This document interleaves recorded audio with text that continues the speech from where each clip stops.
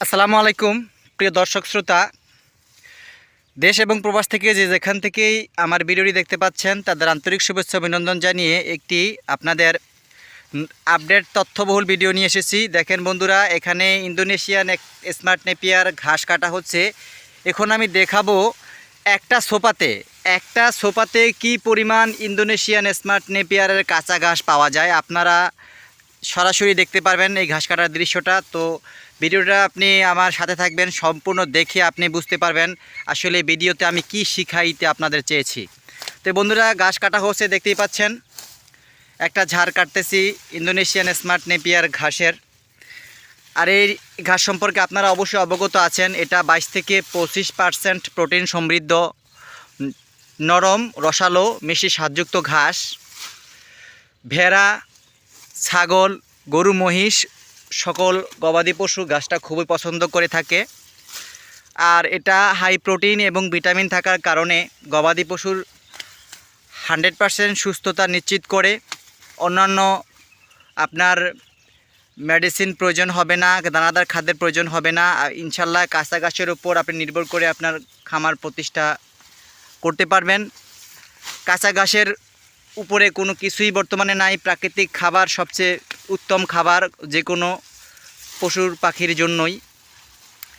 দেখেন এই যে কাঁচা ঘাসটা ইন্দোনেশিয়ান স্মার্ট নেপিয়ার ঘাস, ইন্দোনেশিয়া থেকে বাংলাদেশে আগত। আসলে এটা প্রত্যেকটা খামারেই বর্তমানে এটা খুবই বিস্তার লাভ করেছে। এখন বন্ধুরা, এই যে একটা ঝাড়ে কি পরিমাণ চারা হয়, কাঁচা ঘাস পাওয়া যায় দেখেন। সবচেয়ে আপনি এই ঘাসটা আপনার যদিও উচ্চতা 5 থেকে 6 ফিট পর্যন্ত হয়ে থাকে, কিন্তু একটা ঝাড়ে এত বেশি কাঁচা ঘাস হয় সেটা অন্য ঘাসে কখনোই সম্ভব না, দেখেন একেবারে রসালো ঘাস, অল্পতেই আপনার গবাদি পশু তৃপ্তি পাবে। আর আপনি যেই ঘাসটা খাওয়ালে আপনার গবাদি পশুর সুস্থতা নিশ্চিত থাকে এবং আপনি ভালোভাবে আপনার গবাদি পশু পালন করতে পারবেন।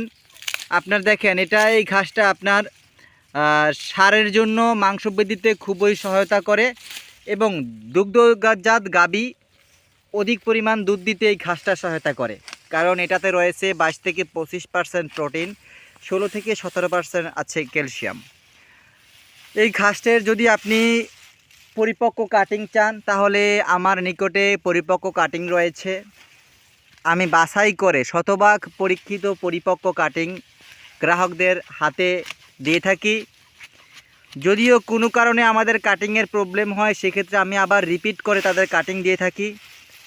যদি আপনাদের কাটিং প্রয়োজন হয় তো স্ক্রিনে দেওয়া নাম্বারে আপনারা যোগাযোগ করতে পারেন।